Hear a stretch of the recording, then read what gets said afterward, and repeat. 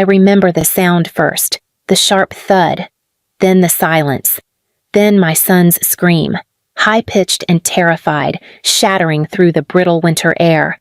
I dropped the dishcloth I was holding and ran, past the worn couch, past my father's cold stare, past my sister's smirking lips, and through the front door open.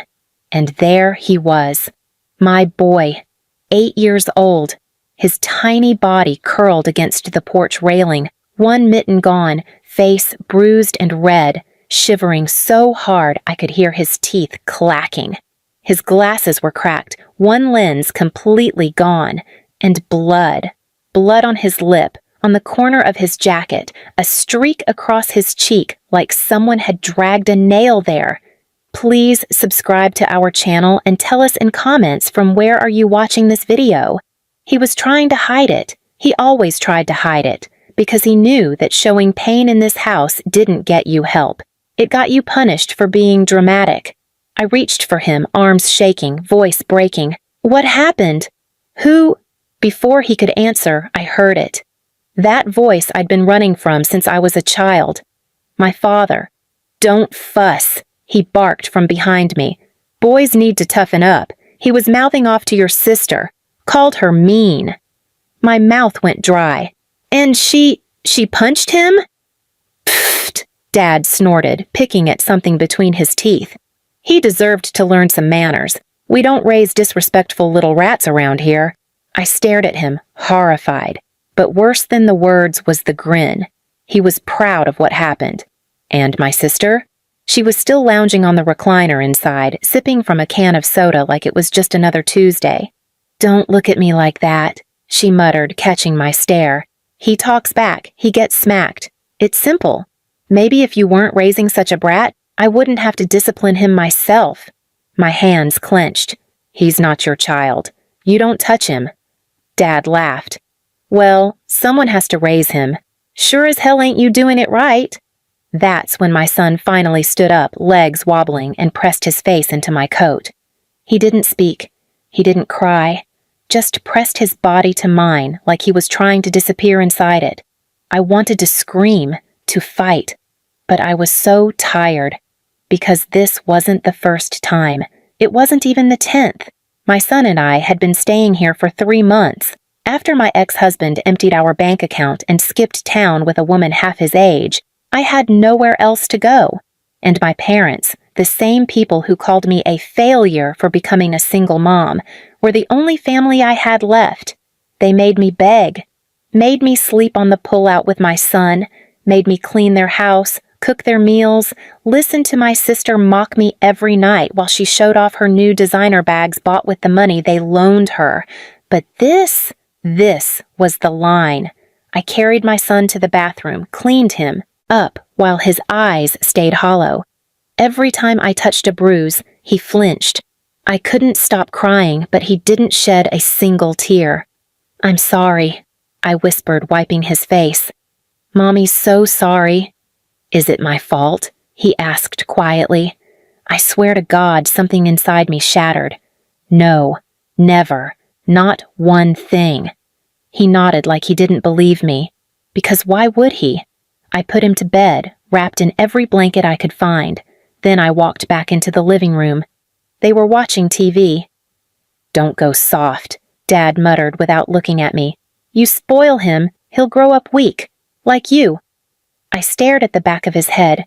My sister gave me a side glance and rolled her eyes, and that's when it happened. That flicker, that small, sharp flicker of rage, of clarity, of something colder than anything I'd ever felt in my life. I said nothing, just turned, went into the kitchen and grabbed my phone, opened the Notes app, started typing, not a confrontation, not a scream, a plan, because I realized something that night. They were never going to stop. They were never going to love me or my son, not unless I became something they could control, shame, or brag about. And even then, they'd just bleed me dry. So I started watching, listening, remembering everything they ever said, everything they ever did. I stopped arguing. I played quiet.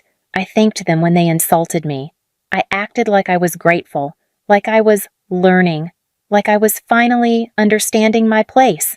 But every night, when they went to sleep, I wrote, documented, calculated, because if they thought they could beat a mother into silence, they were about to learn what silence could really do. Over the next few weeks, I became exactly what they wanted me to be: quiet, grateful, obedient.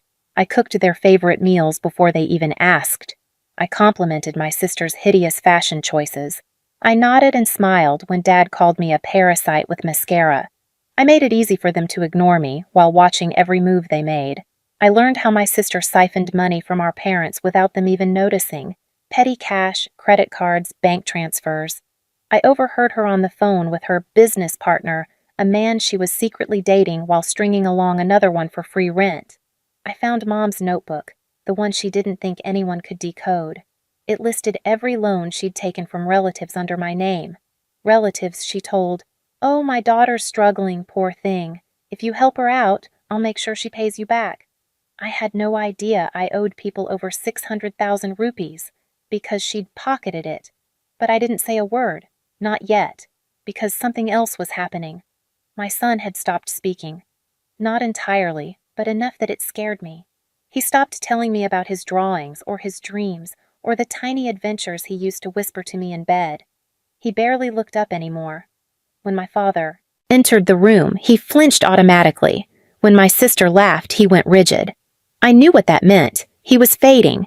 And if I stayed, I was going to lose him. So I got to work. I found a part-time night job at a bakery. The hours were brutal and the pay was a joke, but I didn't care. I told my parents I was going on evening walks to lose the stress weight. They laughed, said it was pointless, said I'd always be the fat, clingy one. But I kept going, every night, quiet, focused. The bakery's owner, Clara, was a widow in her 60s with the heart of a wolf.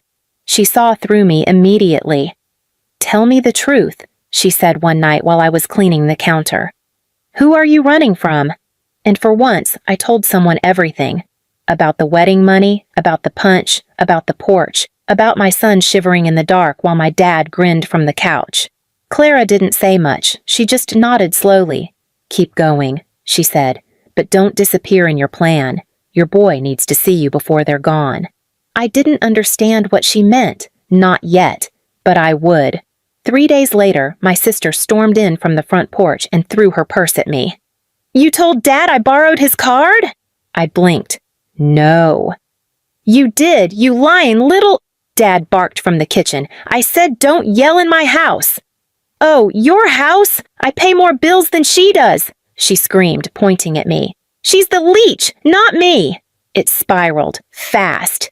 That night, my father slammed his fist into the wall beside my head and said, "You think you're smart? You think you're playing us?" I looked at him, really looked at him. This man who thought he owned me, who thought silence was weakness. "You already played yourself," I whispered, and I walked away. 2 hours later, while they slept, I packed our things. 2 backpacks, one for me, one for my son. I didn't leave a note, didn't slam a door, just disappeared. Because when you want revenge on people who feed on control, the best thing you can do is stop giving them the pleasure of watching you burn. I didn't vanish into nothing. I vanished into preparation. Clara let us sleep in the small office behind her bakery. It was barely more than a supply closet with a fan, but for the first time in months, my son slept without flinching in his dreams. He even whispered to me one night, "It doesn't smell like hate here." That broke me. I worked like a ghost during the day, bakery shifts, weekend cleaning jobs, data entry at night. I found a free legal aid service that helped me wipe my name from my parents' debt records. I had to appear in court once, without telling them. The lawyer smiled when the judge ruled that my mother had committed signature fraud. They had no idea, until the bank froze their joint account. I didn't lift a finger, I didn't call, I didn't warn. They showed up at Clara's bakery a week later, red-faced, yelling in front of customers. "You ungrateful brat! Do you know what you've done to us?" My son was behind the counter, frosting cupcakes. He stared at them like they were ghosts. "I'm calling the cops," Clara said, stepping between us. "Get out!" But I wasn't done yet. I waited 3 more months. Then I sent them a gift. It arrived in a pale pink box wrapped in silk ribbon with a single white card inside. For the love you sold and the child you broke. Underneath it was a wedding album.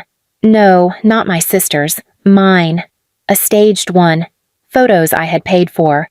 Of me and my son, dressed in elegant clothes, standing in a sunny park, smiling like the world hadn't tried to ruin us. The final photo? My son holding a sign that read, "I survived without you." And tucked behind that photo was a copy of a notarized will. It stated clearly that every asset I had, every future income, every last rupee would go solely to my son, and never to the people who once called themselves family. I hadn't made much, but it was mine, and they could choke on their regret. 2 days later, my sister texted me. "That was low, even for you." I replied with a photo of my son eating ice cream on a bench, sunlight in his hair, joy in his cheeks. "Looks pretty high to me." She blocked me. Good, because revenge wasn't fire. It wasn't screaming. It wasn't even justice. It was leaving them with their own emptiness, while the person they discarded thrived without their names. Let them tell relatives I was nothing. Let them say I was a mistake, a disgrace. I didn't care, because the next time they say my name at a wedding, it won't be with pride. It'll be with shame. And silence. And that's louder than anything they ever said. Please subscribe to our channel and tell us in comments from where are you watching this video.